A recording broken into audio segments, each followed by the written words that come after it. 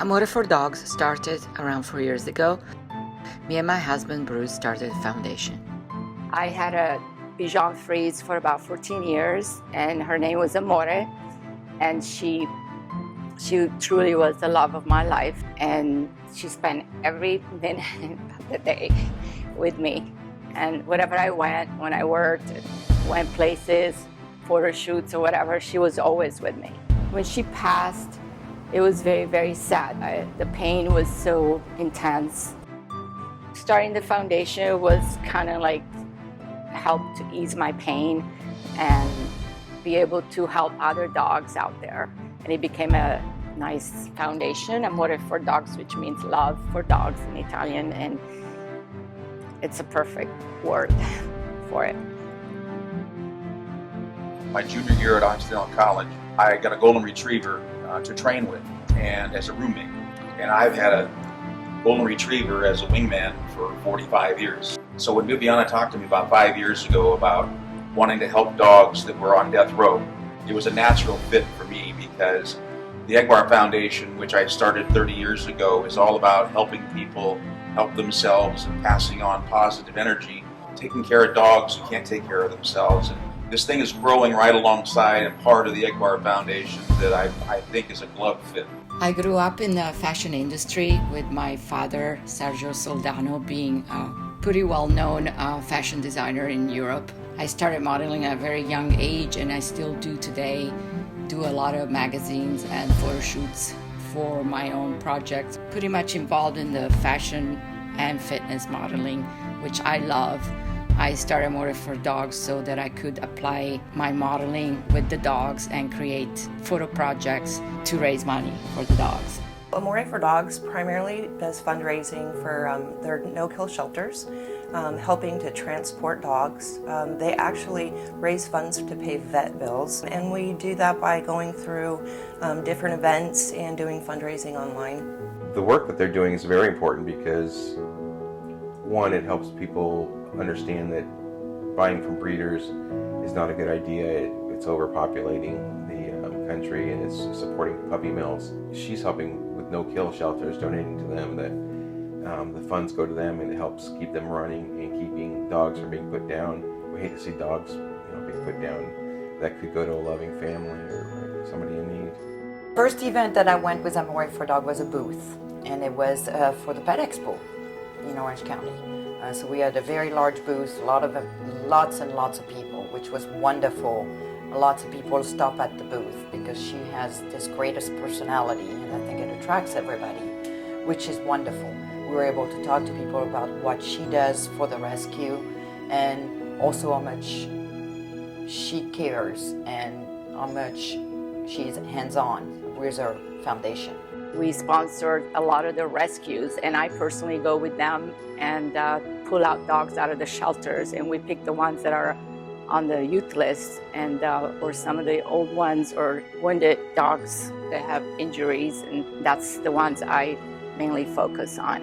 A lot of the times when rescue people go in to get a dog, they really want to get a dog that's easier to place, that they don't have the funds to put him into boarding to do the training. So they just want to get like a turnkey operation, if we may say that, where we take the dog out of the shelter and we find a home for him. Whereas with Viviana and what we're doing is working with more difficult dogs, where they're a little bit tougher to place, whether it's behavioral, whether it's medical attention, whether it's an older dog. So those are the dogs that Viviana's getting with Amore for Dogs, where they just a little bit more difficult to place. My friend Viviana called me and she said, "Oh, we found this dog. You just have to help us." And I listened to the story.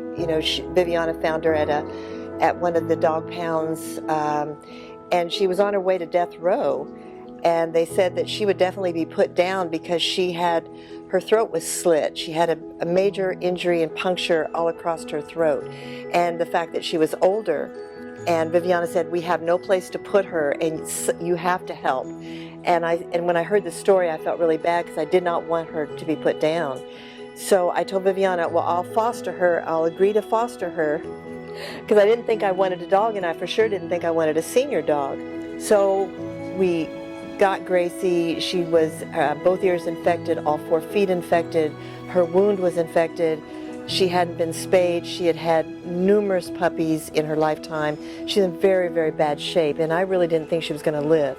And it was fortunately through Amore for Dogs that I was able to keep Gracie, because I did not have the income to do the vet bills, because she was so ill when we got her and injured.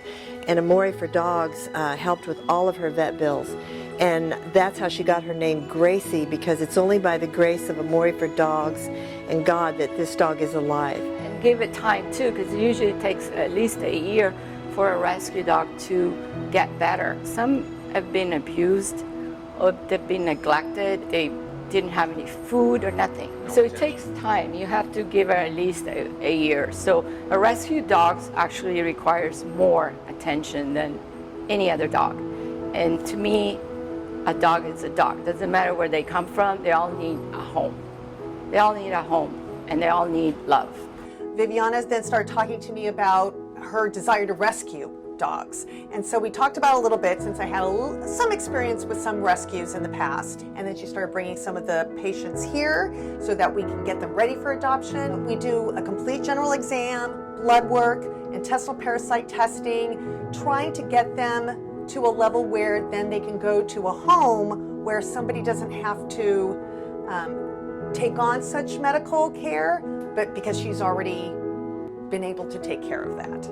And she's been fantastic with that ever since, because she's really dedicated to their well-being medically. And it's been wonderful to watch Viviana be able to reach out and get dogs that were on death row, get them healthy and find them loving homes. We just finished to build the website, amorefordogs.org, and we have a store in there where people can go and make a donation, and you can choose dog beds, this really cute vintage dresses. We have posters, calendars, all kinds of different items, and I want that to grow more and more and more.